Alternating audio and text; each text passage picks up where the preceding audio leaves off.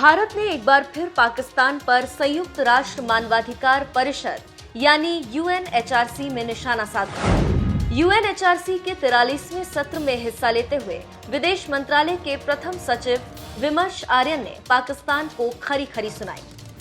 Switzerland के Geneva में UNHRC के 43वें सत्र में हिस्सा लेते हुए विमर्श आर्यन ने पाकिस्तान पर निशाना साधते हुए कहा कि पाकिस्तान अपनी सदस्यता का गलत फायदा उठा रहा है। उन्होंने कहा कि पाकिस्तान एक अवैध, अनैतिक और अमानवीय क्षेत्रीय महत्वाकांक्षा के प्रचार के लिए इस संवर्धित परिषद की सदस्यता का लगातार दुरुपयोग कर रहा है। As a responsible member of this council, India would like to remind Pakistan that agenda under discussion is VDPA.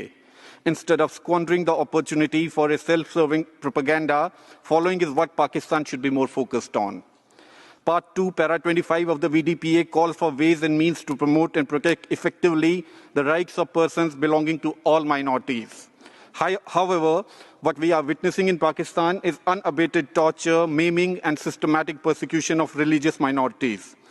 The attacks on a Hindu funeral procession and a Christian church a couple of days ago in Sindh and Punjab provinces, respectively, portray the horrific plight of various minorities in Pakistan. This epicenter of global terrorism very irresponsibly harps on the self-determination of the already democratic Jammu and Kashmir, but very conveniently ignores that VDPA very explicitly states that the principle of self-determination must not be used as a garb to promote activities detrimental to the territorial integrity and political unity of member states, in violation of the UN Charter. I would ask Pakistani delegation to properly understand Part 1, Para 17 of the VDPA on terrorism, before pretending to be a promoter of human rights, while most grisly of the human rights violators, that is terrorists, breathe under its nose. I would once again invoke VDPA to ask Pakistan to abjure its territorial ambition, which is grossly violative of all human rights.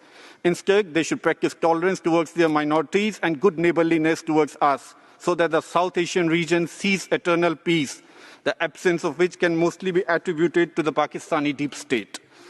Madam Vice President, as the biggest victim of cross-border terrorism emanating from this pernicious cradle of terrorism, we would like to inform this Council that Pakistan is a country whose former president and prime ministers, including the incumbent one, have openly acknowledged the support and interoperational linkages between their state machinery and the UN-proscribed terrorist organizations. Madam Vice President, Jammu and Kashmir has been, is and will continue to be an integral part of India, and Pakistan should cease to covet it. I thank you, Madam Vice President.